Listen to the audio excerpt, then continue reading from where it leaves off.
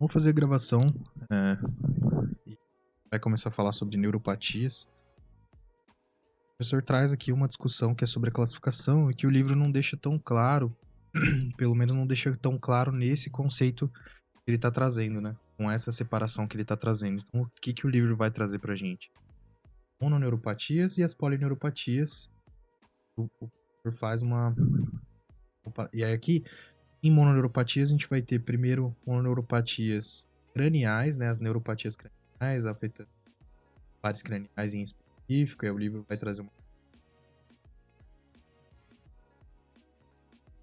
Depois, neuropatias secundárias a atrapamento, compressão e outros agentes físicos.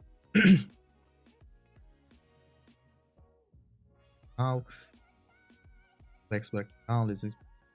Então, o livro traz essa compreensão também, mas o livro traz uma separação aqui maior na classificação e eu acho que é melhor a gente fazer aquela releitura. Depois, neuropatias adquiridas e aí as polineurites idiopáticas agudas com alteração da imunidade, né? Polineuropatia aguda, que é a Barré, que é a que a gente vai entrar mais na discussão, é mais sobre, entender melhor. O Harrison traz também essa compreensão, mas ele traz uma compreensão separada sobre síndrome de Guillain-Barré. Eu vou fazer a leitura aqui também. E aí sim, talvez trazer o estudo pelo capítulo e não por esse slide. Nesse início aqui agora vai ser pelo slide, então. Vamos falar sobre sistema nervoso, né? A gente fala sobre o sistema nervoso, entende o que é o sistema nervoso e como é que ele está organizado. Então, ele está organizado no sistema nervoso central e sistema nervoso periférico. O central envolve o encéfalo e a medula espinhal e as estruturas do encéfalo, né? O prosencéfalo, diencéfalo, mesencéfalo, bulbo raquídeo, etc. E aqui no sistema nervoso periférico a gente vai ter tecidos nervosos em si, né, que vão ser os gânglios e os nervos periféricos. Aqui ele vai mostrar para a gente uma organização básica aqui sobre o sistema nervoso periférico, né, mostrando os nervos periféricos, né, e aí a gente tem de nervo periférico, a gente tem os nervos craniais, os pares craniais, os nervos cervicais, a medula não, já é sistema central, nervos torácicos, nervos pares, nervos sacros, nervo radial, nervo mediano, que é o que a gente vai estudar talvez melhor a afecção, que é o síndrome do carpo, nervo cubital, nervo femoral, nervo ciático, nervo tibial posterior, nervo tibial, nervo plantar exterior e nervo plantar médio. Plantar externo e nervo plantar médio. E aí ele fala, de novo, né, sistema nervoso periférico tem origem no encéfalo ou origem na medula espinhal, né? Os que têm origem no encéfalo são os pares craniais e os que têm origem na medula espinhal são os nervos raquídeos, né? Os espinhais. Ele fala um pouco sobre gânglio e nervos, né? Pra gente entender basicamente o que é gânglio e nervo, que é uma compreensão fácil e óbvia. Tem mesmo outra separação dos nervos espinhais pra gente entender os plexos, na verdade. Então aqui a gente tem nesse B, a gente tem plexo braquial e os nervos cervicais de modo geral, os nervos do tórax, né? Nervos lombares, plexos, o rabo de cavalo aqui, terminal, o próprio sacro, os nervos sacrais, e aqui o plexo sacral, que vai formar pra gente o ciático e os nervos da perna. E aqui os pares craniais, né? Pares craniais também de bastante bem fácil compreensão. Aqui o livro trouxe... Aqui essa imagem, na verdade, está trazendo uma organização um pouco estranha sobre isso, mas a gente sabe a posição e a numeração de cada um, né? Então, o 1 aqui, que ele está mostrando como nuclear, talvez, é um bulbo fatório, né? Aí o 2 aqui, que está mostrando na verdade, é o óptico.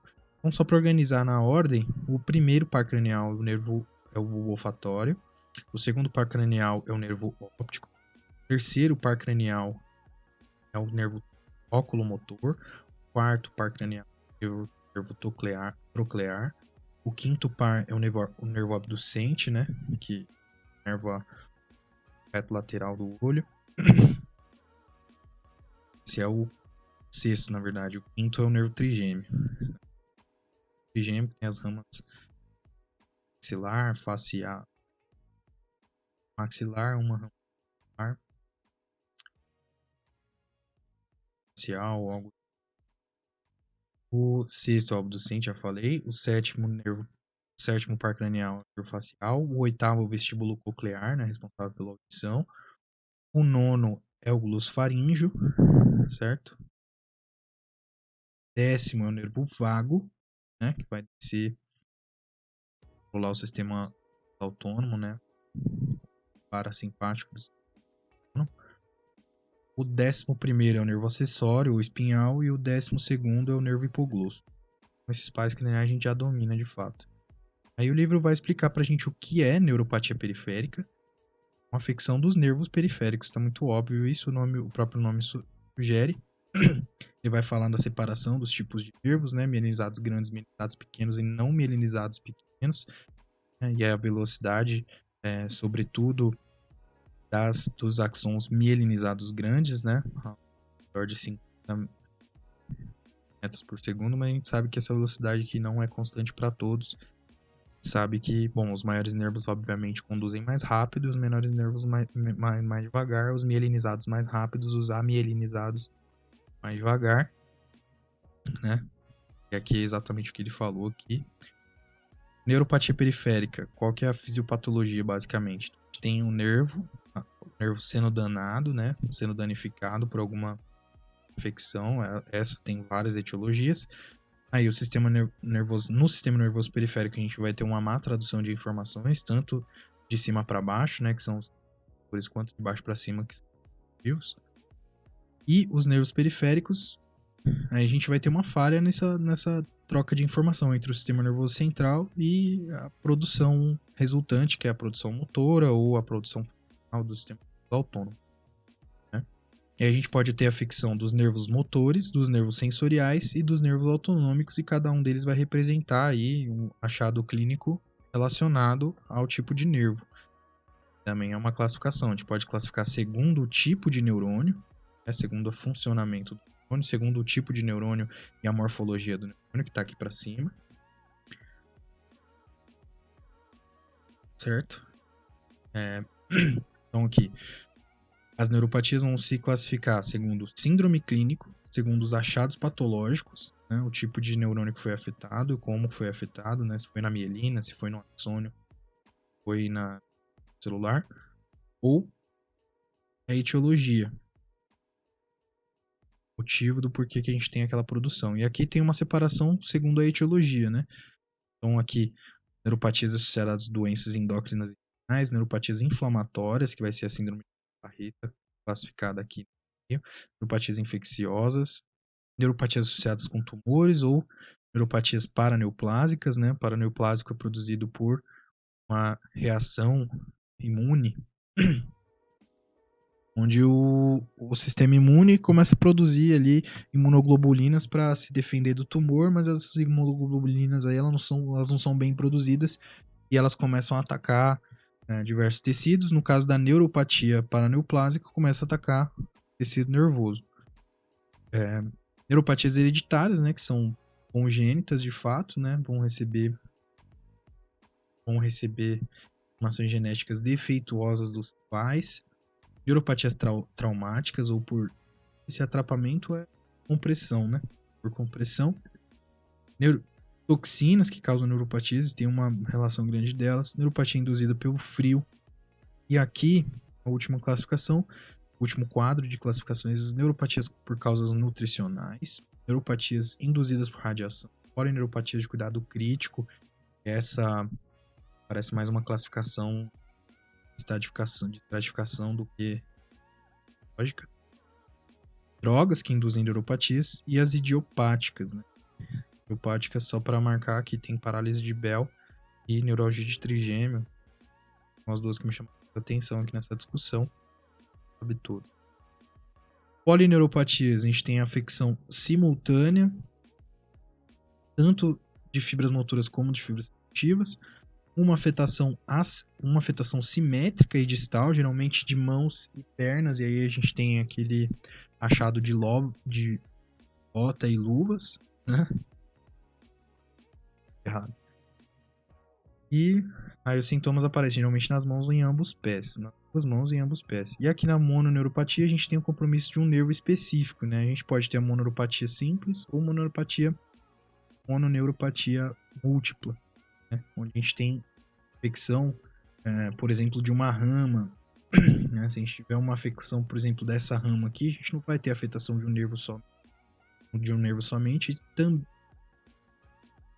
não vai ter só afetação de um nervo em específico, né, na periferia, e sim vai ter afetação de várias ramas daquele nervo em específico, né? Se a gente tiver uma compressão do ciático, por exemplo, aqui nesse nível, uma lesão desse ponto aqui do ciático, a gente vai ter uma afecção na perna como um todo, isso é uma mononeuropatia múltipla. Então, revisando o segundo tipo de fibra comprometida, então se a gente tiver fibras motoras, a gente vai ter sintomas motores, que são esses aqui. Manifestações clínicas vão ser motoras, né? Fraqueza, atrofia, hipotonia, arreflexia, paralisia, cãibra muscular, tremor de ação e postural e fasciculações, né? São todas afetações do motoneurônio. Se a gente tiver comprometimento dos neurônios sensitivos, a gente vai ter sintomas sensitivos, né? Perda de sensibilidade, como mais marcado aqui, sensação de ardor, sensação de queimação, sensação de contração, mas é só sensação, não está acontecendo a ação motora. Dor profunda, parestesia, hiperalgesia também, casos dolorosos, disestesia. Disestesia é uma diminuição, né, nas sensações, de modo geral. Adormecimento, sensação de pinchaço, mas é só sensação, né, não está acontecendo o ato. Sensação de frieza e ataxia. E aí a gente observa aqui essa imagem trazendo a mononeuropatia com a síndrome de túnel do carpo, né? Então a gente tem um nervo mediano, por exemplo, e a primeira afetação é sensitiva, né? Por mais que o nervo mediano seja um nervo misto, produz também o movimento, a primeira sensação aqui nesse caso para síndrome de túnel do carpo, vai ser essa afetação de entumecimento ou dor, sobretudo. É inclusive o que eu tenho. Eu acho que eu estou investigando, mas esses 3 dedos aqui são os mais afetados, e essa imagem traz pra gente o dedão, o dedo indicador, o dedo médio, um pedacinho aqui. Essa cara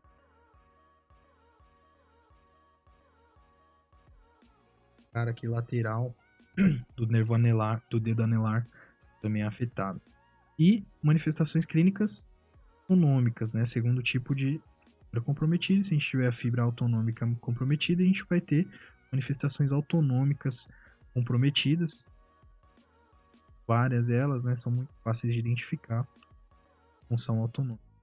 Segundo tipo de dano, então se a gente tiver dano axonal, vai ser o tipo, no axônio em si, não somente na neurina. Se a gente tiver dano desmielinizante, né? Vai ter outro tipo de afetação. E se a gente tiver dano misto, que vai ser axonal e desmielinizante, a gente vai ter outro tipo de afetação, com uma afetação que vai ser mais generalizada. Aqui o livro, o professor trouxe a compreensão para a gente das polineuropatias de carência. O que é essa carência? Carência de nutrição. Déficit de vitaminas, geralmente do grupo B, B1 é beriberi, B6 é bastante incomum o déficit nutricional, mas o que acontece é uma interação com um tratamento para tuberculose, que é a isoniazida, e aumenta a excreção dessa vitamina aqui, e aí o corpo fica hipovitamínico em relação a esta substância específica. A B6 vai ter a aparição de uma polineuropatia. E déficit de B12, né, que é o que a gente viu na anemia. Sobretudo a anemia perniciosa, né, a anemia em que a gente não consegue absorver B12 por causa das células gástricas. E aí não vai ser só uma polineuropatia isolada, senão que vai estar enmascarado por uma mielopatia que o acompanha, né? Mielopatia é doença justamente nas células mielócitas. precursores da eritrocitos. Segundo tipo de evolução, a gente vai classificar também. Então, se tiver uma evolução, tem algumas neuropatias que compõem de uma evolução aguda, algumas que têm uma evolução subaguda e algumas que têm uma evolução crônica de fato, né? E aí o que traz mais, o que vai chamar mais atenção aqui para esse caso é a evolução aguda de síndrome de Guillain-Barré. Então, síndrome de Guillain-Barré não tem uma evolução crônica.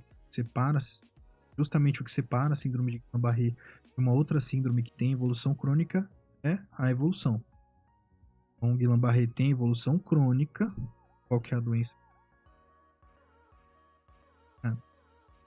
Essa aqui, né? A polineuropatia desmilizante inflamatória crônica, né? Doença de Guillain-Barré Syndrome pela sua de diferença dessas duas doenças. Então, aqui, neuropatia periférica aguda, síndrome de Guillain-Barré.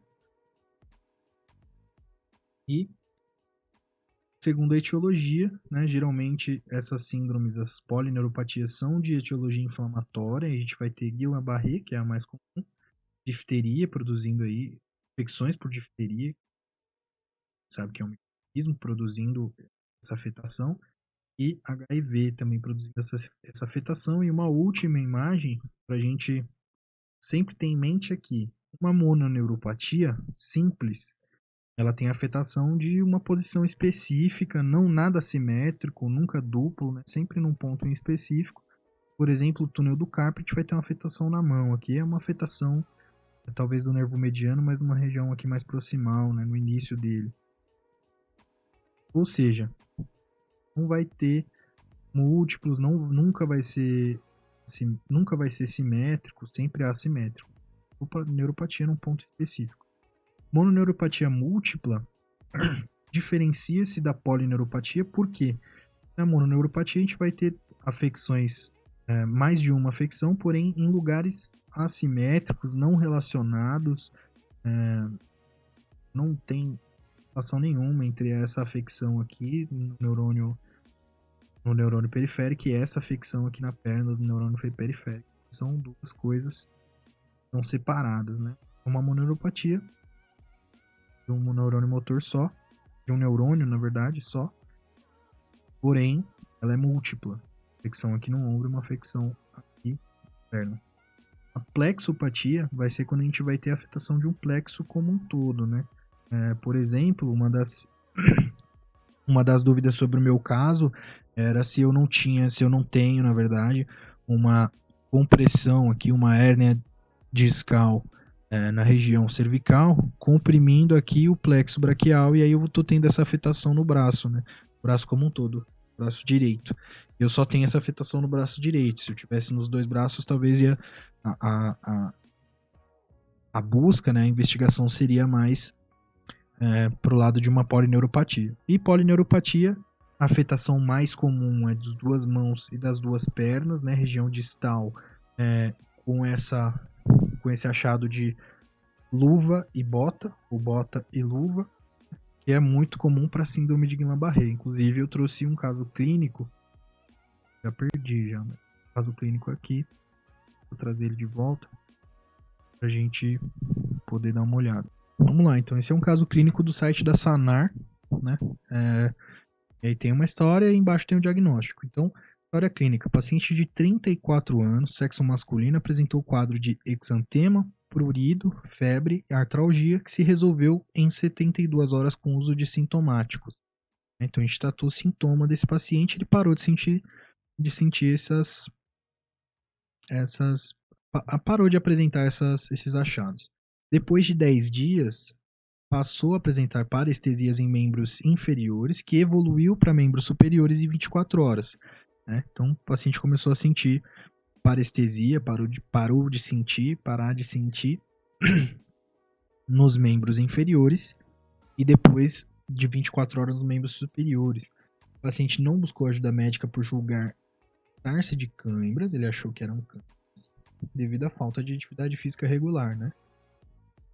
Isso vai acontecer em muitos casos, né? O paciente desvalorizar o achado clínico porque ele acha que é por um outro motivo. Depois de 4 dias, o quadro evoluiu com fraqueza nos membros inferiores, impedindo a deambulação. Ele já teve dificuldade de caminhar por conta dessa fraqueza, né, por conta desse achado nas pernas. E o paciente ainda se queixava de cefaleia holocraniana e obstipação intestinal. Então a gente tinha já em obstipação talvez alguma afetação do neurônio autonômico. Essa cefaleia holocraniana não consigo fazer relação. Exame neurológico. Vigil, orientado em espaço-tempo, pupilas isocóricas e fotorreagentes, motilidade ocular extrínseca preservada, né? Ou seja, a gente não tem nenhuma afetação que sugere que seja, por exemplo, causa doença cerebrovascular. Motilidade ocular extrínseca preservada, a gente não tem nenhuma afetação ali a nível do tronco encefálico, demais pares cranianos sem alteração, que já sugere que não há alteração no nível do tronco encefálico, força muscular grau 5 em membros superiores e grau 3 de 5 em membros inferiores, né? Bastante atenção. A pessoa perdeu a força nos membros inferiores, ainda está reservada a força nos membros superiores, mas ela tem aquela parestesia. Reflexos bicipital, tricipital e estilo radial, grau 2 de 4. Ou seja, essa pessoa está perdendo os reflexos profundos aqui em 2 graus já. Reflexo patelar e aquíleo, os dois abolidos, ou seja, a afetação nas pernas já é bastante grave, bastante importante. Hipoestesia tátil e dolorosa nos 4 membros. Então tá sentindo menos dor nos 4 membros com padrão de bota e luva. Esse é o grande achado, padrão de bota e luva. Hipopalestesia em membros inferiores até o tornozelo. Qual a suspeita diagnóstica? E aí o livro o caso clínico vai trazer até um achado, né? No líquido cefalorraquídeo, né, nessa punção lombar, contagem de células, 2 células por milímetro cúbico, bem baixa. Contagem de proteína, 103 miligramas por decilitro. A gente sabe que aqui é até 50 já é indicativo aqui de proteína alta no líquido cefalorraquídeo. Glicose 74, um pouco baixa, né? Abaixado. Tá normal. E a resolução desse caso é síndrome de Guillain-Barré. Então, o que mais chama atenção para esse caso aqui é exatamente esse padrão aqui de achado. É o padrão de bota e luva, que é um padrão muito comum para as polineuropatias.